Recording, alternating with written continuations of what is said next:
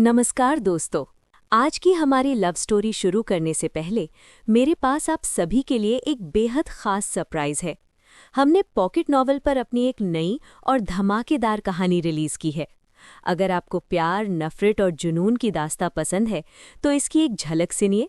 चंद्रगढ़ में आज खुशहाली का माहौल था, लेकिन किसी को नहीं पता था कि ये शांति तूफान से पहले की खामोशी है। तभी कयामत बनकर लौटा रुद्रकाल, राक्षसों का राजा। उसके आते ही जश्न चीखों में बदल गया। मौत को सामने देख राजा हरिश्चंद्र अपनी रानी के साथ कायरों की तरह महल छोड़कर भाग निकले, लेकिन पीछे छूट गई उनकी बेटी राजकुमारी ईशानी। अपने माता पिता के भागने से अनजान ईशानी ने साहस दिखाया। उसने वो सुनहरा कवच पहना जिसे उसने आज तक हाथ भी नहीं लगाया था, और जा पहुंची रुद्रकाल को चुनौती देने। लेकिन उस महाशक्तिशाली शैतान के आगे ईशानी की ताकत एक चींटी के बराबर भी नहीं थी। युद्ध के मैदान में जब रुद्रकाल ने ईशानी का मुकुट हटाया तो वो सन्न रह गया। सामने कोई योद्धा नहीं, बल्कि चांद सी खूबसूरत राजकुमारी थी। अब क्या करेगा रुद्रकाल? क्या वो अपने दुश्मन की बेटी को मौत की सजा देगा, या फिर शुरू होगी नफरत, बदले और जुनून की एक नई दास्तां?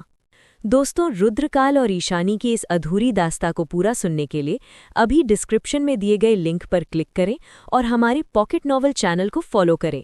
वहां आपको हर रोज नए एपिसोड मिलेंगे।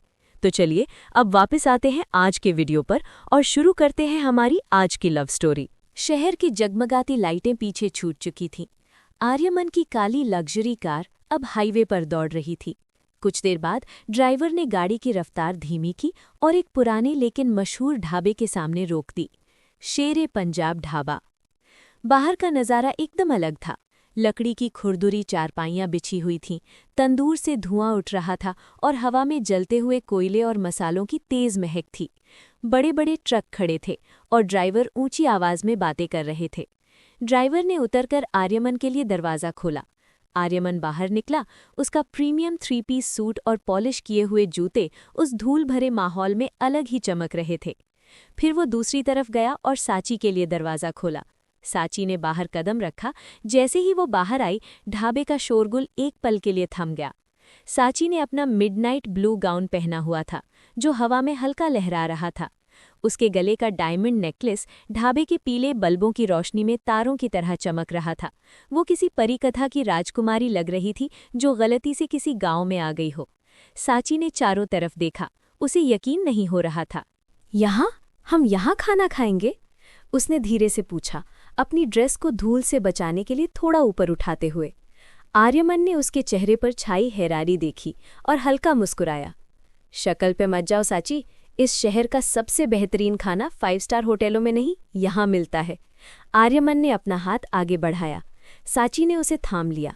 जैसे ही वे दोनों आगे बढ़े, वहां बैठे ट्रक ड्राइवर्स और अन्य लोगों की नज़रें उन पर गड़ गईं। ये नज़ारा रोज देखने को नहीं मिलता था। एक राजा और रानी जैसा जोड़ा जो ढाबे पर आया हो। साची को उन नज़रों से असहजता महसूस हुई। वो आर्यमन के थोड़ा और करीब हो गई। आर्यमन ने ये महसूस किया। उसने अपनी चाल धीमी नहीं की, लेकिन उसने चारों तरफ एक ऐसी सख्त और चेतावनी भरी नज़र घुमाई कि घूरने वाले लोगों ने तुरंत अपनी नज़रें नीची कर लीं। उसका रुतबा यहाँ भी कायम था। वे एक कोने वाली साफ सुथरी खाट के पास पहुंचे, जिस पर लकड़ी का एक तख्त रखा था। साची को समझ नहीं आ रहा था कि इस भारी गाउन के साथ वो खाट पर कैसे बैठे। आर्यमन ने उसकी दुविधा समझ ली। उसने अपनी जैकेट का बटन खोला और आराम से खाट के एक किनारे पर बैठ गया, पूरी तरह बेफिक्र। बैठो, उसने सांची से कहा, आराम से। सांची ने संभल कर अपने गाउन को समेटते हुए आर्यमन के सामने वाली जगह पर बैठने की कोशिश की। आर्यमन ने तुरंत वेटर को इशारा किया, जो दौड़ता हुआ आया, और उसने सांची की ड्रेस को खाट के पाए में फंसने से बचाने में मदद की। अब वे आमने सामने बैठे थे। कॉन्ट्रास्ट देखने लायक था। एक तरफ लकड़ी की पुरानी खाट और स्टील के गिलास, और दूसरी तरफ हीरों से लदी सांची और सूट में बैठा आर्यमन। वेटर छोटू दौड़ता हुआ आया। हाथ में मेन्यू नहीं था। वो आर्यमन को पहचानता नहीं था, पर उसके कपड़ों से समझ गया था कि ये कोई बड़ा आदमी है। साहब, क्या लाऊं? मेन्यू दूं? आर्यमन ने हाथ हिलाया। मेन्यू की जरूरत नहीं है। दाल मखनी, कढ़ाई पनीर और तंदूरी रोटियां। और हाँ, एक्स्ट्रा मक्खन के साथ। सांची ये सुनकर स्तब्ध रह गई। उसे आर्यमन के अतीत का एक और पन्ना देखने को मिला। वो आदमी जो आज दुनिया खरीद सकता है, वो कभी यहाँ अपनी भूख मिटाने आता था। उसने आर्यमन को एक नई इज्जत के साथ देखा। तो ये जगह आपके लिए खूबसूरत याद है? सांची ने पूछा। आर्यमन ने उसकी आंखों में देखा।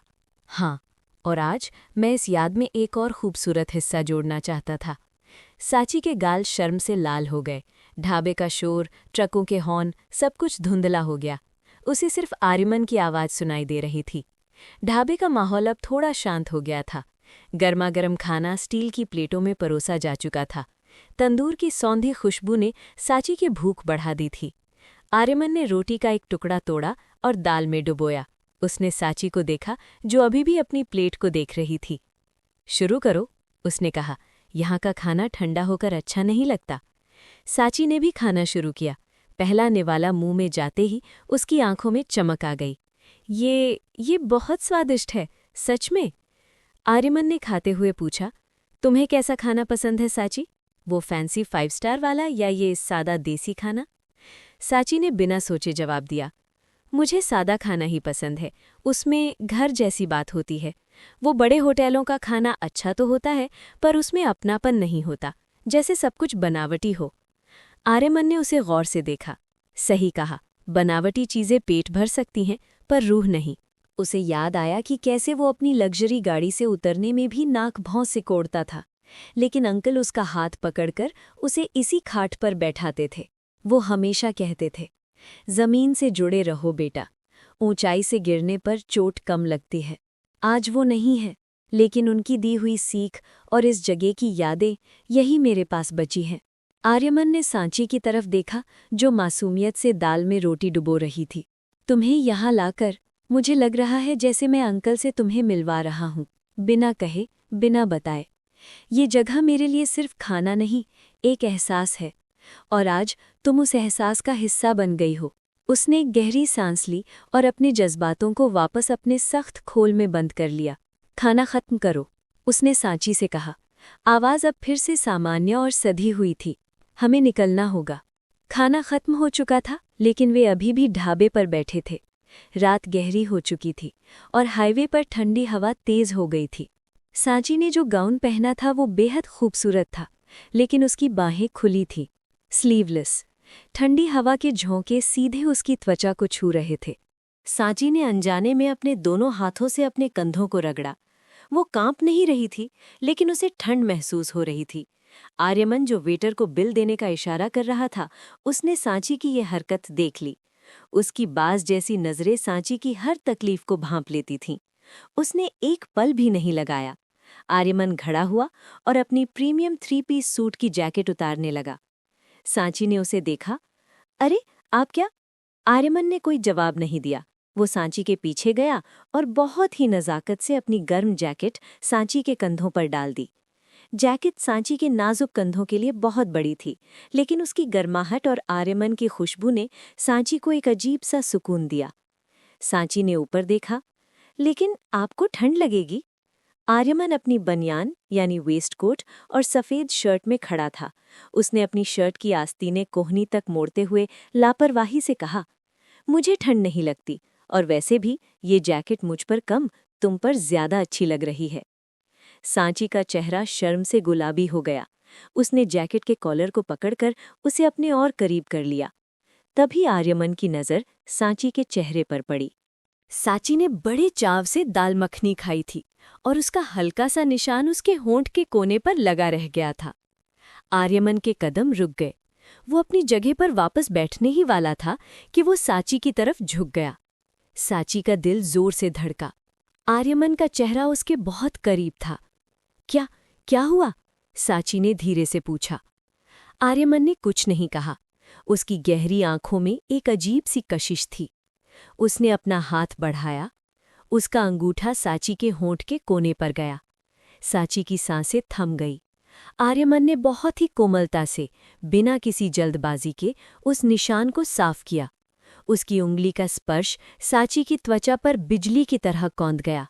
वो पल सिर्फ उन दोनों का था। ढाबे का शोर, ट्रकों की आवाज़, दुनिया की भीड़, सब कुछ धुंधला हो गया। सिर्फ आर्यमन की वो गहरी निगाहें और उसका वो स्पर्श सच था।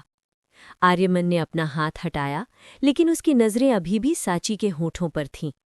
अब ठीक है, उसने अपनी भारी नशीली आवाज़ में कहा। साची अपनी पलकें नहीं झपका पा रही थी।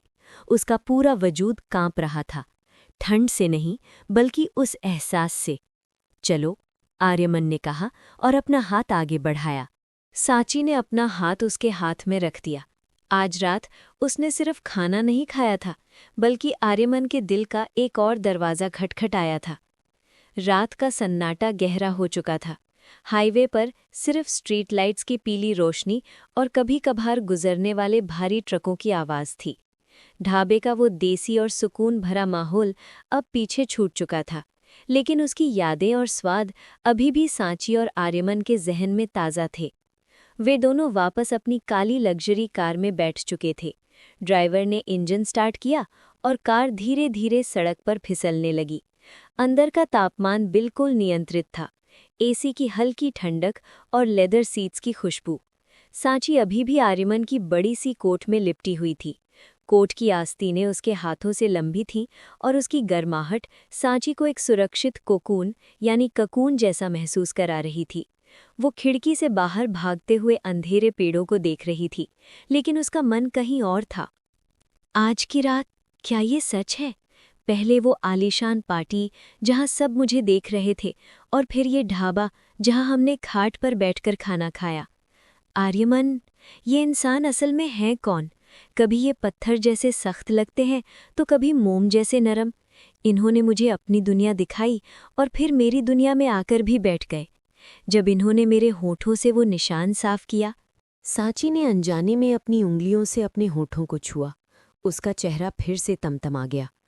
उस वक्त उनकी आंखों में जो था, वो क्या था? क्या वो सिर्फ फिक्र थी या कुछ और? उसकी धड़कनें तेज हो गईं। उसने कनखियों से आर्यमन को देखा। आर्यमन अपनी सीट पर पीछे सिर टिकाए बैठा था, आंखें बंद थीं। उसका चेहरा शांत था, लेकिन उसके माथे पर हल्की सी लकीरें थीं, जैसे वो अभी भी किसी गहरी सोच में हो। रास्ता लंबा था। सांची की पलकें भारी होने लगी थीं। दिन भर की थकान, मेकअप, भारी गाउन, पार्टी का तनाव और फिर ये इमोशनल रोलर कोस्टर अब उस पर हावी हो रही थी। उसका सिर बार बार खिड़की के शीशे से टकराने लगा। हर बार जब कार किसी छोटे गड्ढे या स्पीड ब्रेकर से गुजरती, उसका सिर हिल जाता और वो चौंक कर जाग जाती। आर्यमन, जो अपनी आंखें बंद किए हुए था, असल में सो नहीं रहा था। उसकी इंद्रियां, सेंसेस हमेशा की तरह सतर्क थीं। उसे महसूस हो रहा था कि सांची बेचैन है और उसे नींद आ रही है। उसने धीरे से अपनी आंखें खोलीं और सांची की तरफ देखा। सांची का सिर फिर से लुढ़का और खिड़की से टकराने ही वाला था। आर्यमन ने बिजली की तेजी से लेकिन बेहद कोमलता से अपना बायां हाथ सांची के सिर और खिड़की के बीच रख दिया। सांची का सिर शीशे से टकराने के बजाय आर्यमन की हथेली पर टिका। सांची ने नींद में ही सुकून की सांस ली। उसे लगा जैसे उसे कोई नरम तकिया मिल गया हो। आर्यमन ने अपना हाथ नहीं हटाया। वो कुछ पल तक सांची को वैसे ही थामे रहा। फिर उसने बहुत धीरे से सांची के सिर को अपनी तरफ मोड़ा और उसे अपने मजबूत कंधे पर टिका दिया। सांची ने कोई विरोध नहीं किया। नींद में उसे जहां सुकून मिला, वो वहीं ढल गई। उसका सिर आर्यमन के कंधे पर था और उसकी नाक आर्यमन की शर्ट के कॉलर के पास थी, जहां उसे उसके वही जानी पहचानी वुडी खुशबू आ रही थी। आर्यमन बिल्कुल स्थिर हो गया। उसने अपनी सांसें भी धीमी कर ली ताकि उसकी छाती के उठने गिरने से सांची की नींद न टूटे। उसने नीचे देखा। सांची का एक हाथ, जो कोट से बाहर निकला हुआ था, वो अनजाने में आर्यमन की बाह पर आ गया था। उसकी उंगलियों ने आर्यमन की शर्ट के कपड़े को मुट्ठी में हल्का सा पकड़ लिया था। ये लड़की ये जानती भी है कि ये क्या कर रही है। ये मुझे कमज़ोर बना रही है, या शायद ताकतवर। जब ये मेरे कंधे पर अपना सिर रखती है तो मुझे लगता है कि मैं दुनिया का सारा बोझ उठा सकता हूँ, बस इसका बोझ कभी न उतरे। उसने अपनी ठुड्डी सांची के सिर पर हल्की सी टिका दी। सो जाओ सांची, दुनिया बहुत शोर करती है, लेकिन यहाँ मेरे पास तुम्हें सिर्फ खामोशी और सुकून मिलेगा, ये मेरा वादा है। कार आगे बढ़ती रही। ड्राइवर ने रियर व्यू मिरर में एक बार पीछे देखा, लेकिन तुरंत नजरें हटा ली। उसे पता था कि उसके बॉस को अपनी प्राइवेसी कितनी पसंद है, और आज उसके बॉस की गोद में एक ऐसी अमानत थी जिसे वो दुनिया से छुपाकर रखना चाहता था। लगभग 40 मिनट बाद कार हवेली के बड़े लोहे के गेट से अंदर दाखिल हुई। टायरों की बजरी पर चलने की आवाज़ से साची की नींद हल्की हुई। गाड़ी पौछ में रुकी। आर्यमन ने साची को नहीं जगाया, वो इंतज़ार करता रहा। ड्राइवर ने बाहर आकर आर्यमन की साइड का दरवाज़ा खोला। आर्यमन ने धीरे से साची को हिलाया। साची, हम पहुंच गए। साची ने हड़बड़ाकर आंखें खोली। उसे एहसास हुआ कि वो कहाँ है, आर्यमन के कंधे पर। वो झटके से सीधी हुई। सॉरी, वो मुझे पता नहीं चला कब आंख लग गई। वो घबराहट में अपने बाल ठीक करने लगी। आर्यमन के होठों पर एक हल्की सी मुस्कान थी। कोई बात नहीं, चलो। दोनों कार से उतरे। साची ने जमीन पर पैर रखा। उसकी सिल्वर हील्स बेहद खूबसूरत थीं, लेकिन उतनी ही असुविधाजनक भी। दिन भर इन्हें पहने रहने के कारण उसके पैरों में दर्द हो रहा था। जैसे ही उसने पहला कदम बढ़ाया, उसका पैर मुड़ गया। आह! वो गिरने ही वाली थी कि आर्यमन ने उसे थाम लिया। उसकी मजबूत बाह ने साची की कमर को लपेट लिया। साची ने आर्यमन की शर्ट पकड़ ली। संभल कर, आर्यमन ने कहा। उसकी आवाज़ में चिंता थी। साची ने दर्द से मुंह बनाया। वो हील्स, पैर दुख रहे हैं। आर्यमन ने नीचे उसकी हील्स को देखा। फिर उसने बिना एक पल गंवाए कहा, उन्हें उतार दो। साची ने हैरानी से देखा। यहाँ? बाहर? हाँ, जमीन साफ है और दर्द सहने की जरूरत नहीं है। साची ने झिझकते हुए अपनी हील्स उतारी और उन्हें हाथ में पकड़ लिया। अब वो नंगे पैर थी, लेकिन उसका कद आर्यमन से काफी छोटा हो गया था। उसे ऊपर देखने के लिए गर्दन उठानी पड़ रही थी। आर्यमन ने अपना हाथ आगे बढ़ाया, कोहनी को थोड़ा मोड़कर उसे सहारा देने के लिए। मेरा हाथ पकड़ो और मेरे साथ चलो। साची ने अपना एक हाथ, जिसमें हील्स नहीं थी, आर्यमन की बाह के अंदर डाला और उसे थाम लिया। ठंडी जमीन साची के पैरों को छू रही थी, लेकिन आर्यमन का साथ उसे गर्माहट दे रहा था। वे दोनों धीरे धीरे हवेली के अंदर की तरफ बढ़े। ये नज़ारा बेहद जादुई था। एक तरफ नंगे पैर चलती, हाथ में सैंडल पकड़े, गाउन में लिपटी साची, और दूसरी तरफ उसे सहारा देता सूट बूट में आर्यमन। ये सिंडरेला की कहानी जैसा था, लेकिन यहाँ राजकुमार सिर्फ जूता पहनाने नहीं आया था, बल्कि उसके साथ नंगे पैर चलने को तैयार था। आर्यमन और साची धीरे धीरे सीढ़ियां चढ़कर ऊपर के गलियारे में पहुंचे। साची नंगे पैर चल रही थी और आर्यमन की बाह उसका सहारा बनी हुई थी। हवेली में सन्नाटा था, लेकिन ये सन्नाटा सुकून देने वाला था। साची के कमरे के दरवाजे पर पहुंचकर वे दोनों रुक गए। साची ने अपना हाथ आर्यमन की बाह से हटाया। उसे एक अजीब सा खालीपन महसूस हुआ, जैसे कोई सुरक्षा कवच हट गया हो। उसने ऊपर देखा। आर्यमन की गहरी आंखें उसी पर टिकी थी। थैंक यू, साची ने बहुत ही धीमी आवाज में कहा, आज की शाम और मुझे संभालने के लिए।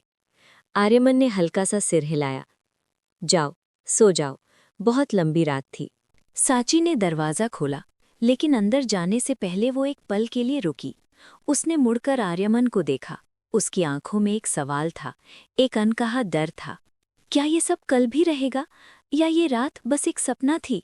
आर्यमन ने उसकी आंखों में झांका। उसने कुछ कहा नहीं, लेकिन उसकी नज़रों ने साची को आश्वासन दिया, मैं यहीं हूँ। साची कमरे के अंदर चली गई और दरवाज़ा धीरे से बंद हो गया। दरवाज़ा बंद होते ही साची की दुनिया बदल गई। बाहर का जादू अंदर आते ही हकीकत में बदल गया। उसने अपनी हील्स को एक कोने में रखा और ड्रेसिंग टेबल के सामने जाकर खड़ी हो गई। आईने में उसका प्रतिबिंब किसी राजकुमारी जैसा था। नीला गाउन, हीरों का हार, बिखरे हुए बाल, लेकिन उस प्रतिबिंब की आंखों में डर तैर रहा था। उसने अपने गले पर हाथ रखा, जहां वो कीमती हार चमक रहा था। उसने उसे उतारने के लिए हाथ पीछे ले गई, लेकिन उसकी उंगलियां कांपने लगी। जैसे ही हार उतरा और मेज पर रखा गया, साची की आंखों के सामने पार्टी का मंजर घूमने लगा। मिस्टर खन्ना की वो लालची आंखें, आंटी की वो नफरत भरी घूरती हुई नज़र, और तन्वी का वो हैरान चेहरा। ये साची है? नहीं, ये नहीं हो सकता। तन्वी की आवाज़ उसके कानों में गूंजी। साची ने अपनी दोनों हाथों से अपना सिर पकड़ लिया। उसका शरीर कांपने लगा। उन्होंने मुझे देख लिया, उन्होंने मुझे पहचान लिया। अब वो मुझे नहीं छोड़ेंगे। वो फिर आएंगे, मेरी जिंदगी बर्बाद करने के लिए। उसका डर गहराता गया। उसे लगा जैसे कमरे के कोनों से परछाइयां निकलकर उसे घेर रही हों। उसे अपना पुराना स्टोर रूम याद आने लगा जहां उसे बंद किया जाता था। आर्यमन को नहीं पता कि वो लोग कौन हैं। अगर उन्हें पता चला कि मैं एक अनाथ नहीं बल्कि एक भगोड़ी हूं, तो क्या वो मुझे पनाह देंगे या वो भी मुझे उन्हीं दरिंदों के हवाले कर देंगे? सांची ने अपनी डायरी उठाई। उसके हाथ कांप रहे थे, लेकिन उसे अपने मन का बोझ हल्का करना था। उसने लिखा, आज की रात जितनी खूबसूरत थी उतनी ही डरावनी भी। आर्यमन का साथ मुझे हिम्मत देता है, लेकिन मेरा अतीत मुझे कमज़ोर कर रहा है। तन्वी ने मुझे देख लिया है। वो लोग अब चुप नहीं बैठेंगे। मुझे डर है। मुझे अपनी जान का डर नहीं है। मुझे डर है कि कहीं मेरा अतीत आर्यमन की जिंदगी में जहर न घोल दे। मैं उन्हें खोना नहीं चाहती। मैं उन्हें किसी मुसीबत में नहीं डालना चाहती। उसने डायरी बंद की और अपने घुटनों में सिर देकर सिसकने लगी। बाहर आर्यमन का प्यार था, लेकिन अंदर उसका पुराना खौफ उसे जकड़ रहा था। दूसरी तरफ अपने कमरे में आर्यमन ने अपनी टाई ढीली की और कोट उतारकर सोफे पर फेंक दिया। वो थका हुआ था, लेकिन उसकी आंखों में नींद नहीं थी। उसकी आंखों में एक शिकारी की चमक थी। उसने विस्की का एक गिलास बनाया और बैल्कनी के पास जाकर खड़ा हो गया। उसने एक घूंट पिया और शहर की रोशनी को देखने लगा। लेकिन उसके दिमाग में साची का चेहरा नहीं, बल्कि समीर खुराना का चेहरा घूम रहा था। हेलो साची, कैसी हो तुम? बड़े दिनों बाद दिखी हो। समीर के ये शब्द आर्यमन के दिमाग में हथौड़े की तरह बज रहे थे। आर्यमन ने गिलास को इतनी जोर से पकड़ा कि कांच चटकने की आवाज आने लगी। वो उसे जानता था और जिस हक से उसने बात की वो कोई साधारण जान पहचान नहीं थी। साची का चेहरा सफ़ेद पड़ गया था। क्यों? क्या था उनके बीच? तभी उसके फ़ोन पर एक नोटिफिकेशन की आवाज़ आई। आर्यमन ने तुरंत फ़ोन उठाया। स्क्रीन पर एक ईमेल का नोटिफिकेशन था। Sender Vikrant, security head, subject confidential report, Sameer Khurana. Aryaman की आंखें चमक उठीं। उसने तुरंत ईमेल खोला। स्क्रीन पर समीर खुराना की फ़ोटो और उसकी डिटेल्स लोड होने लगी। Name Sameer Khurana, age 27, status CEO Khurana tech solutions, new startup. Aryaman ने पढ़ना शुरू किया। समीर खुराना, एक नया खिलाड़ी। पिछले 2 सालों में इसने टेक वर्ल्ड में अपना नाम बनाया है। एम्बिशियस है, लेकिन रिकॉर्ड क्लीन नहीं है। कई छोटे-मोटे स्कैम और अनएथिकल डील्स में इसका नाम आया है, लेकिन सबूत कभी नहीं मिले। आर्यमन ने नीचे स्क्रॉल किया। कनेक्शंस। यहाँ उसे एक बहुत बड़ा सुराग मिला। समीर खुराना का सबसे बड़ा इन्वेस्टर और मेंटर मिस्टर खन्ना है। खन्ना ग्रुप ने समीर के स्टार्टअप में भारी निवेश किया है और खन्ना परिवार के साथ समीर के पारिवारिक संबंध भी हैं। आर्यमन रुक गया। मिस्टर खन्ना, उसने सोचा, वही खन्ना जो आज पार्टी में मेरे पीछे पीछे घूम रहे थे और जिसकी बेटी तन्वी ने साची को घूर कर देखा था। कड़ियां जुड़ने लगी थी। समीर खन्ना परिवार के करीब है और तन्वी साची को घूर रही थी और साची समीर को देखकर डर गई थी। आर्यमन ने फ़ोन मेज़ पर रखा और कमरे में टहलने लगा। इसका मतलब साची का अतीत खन्ना परिवार और समीर खुराना से जुड़ा है। लेकिन कैसे? साची ने कभी खन्ना परिवार का जिक्र नहीं किया। उसने कहा था कि उसका कोई नहीं है। उसने फिर से ईमेल चेक किया। क्या साची और समीर का कोई डायरेक्ट कनेक्शन है? साची Sameer connection, data not found. Report में लिखा था कि समीर और साची के बीच कोई ऑफिशियल रिकॉर्ड नहीं मिला, न कॉलेज का न काम का। आर्यमन झुंझला गया। रिकॉर्ड नहीं है, इसका मतलब रिश्ता निजी था, बहुत निजी। एक अजीब सी जलन उसके सीने में उठी। क्या साची समीर से प्यार करती थी? क्या समीर ने उसे धोखा दिया या समीर ने उसे मजबूर किया? उसने विक्रांत को तुरंत एक वॉइस नोट भेजा। विक्रांत, ये रिपोर्ट अधूरी है। मुझे समीर और खन्ना परिवार के पुराने रिकॉर्ड चाहिए। साची के अतीत को खन्ना परिवार से जोड़कर देखो। मुझे हर एक सुराग चाहिए। और हाँ, समीर खुराना पर 24 घंटे नज़र रखो। वो अगला कदम क्या उठाता है मुझे पता होना चाहिए। आर्यमन ने फ़ोन रखा और खिड़की से बाहर देखा। साची, तुम मुझसे क्या छुपा रही हो? मैं तुम्हारे अतीत को कुरेदना नहीं चाहता था, लेकिन अब मुझे जानना होगा, क्योंकि तुम्हारा हर डर मेरा दुश्मन है और मैं अपने दुश्मनों को जिंदा नहीं छोड़ता। रात गहरी हो गई थी। एक कमरे में साची अपने डर से लड़ रही थी और दूसरे कमरे में आर्यमन उस डर की वजह तलाश रहा था। दोनों के बीच दीवारें थीं, लेकिन उनकी किस्मतें अब एक ऐसे जाल में उलझ चुकी थी जहां प्यार और साजिश का खेल शुरू होने वाला था।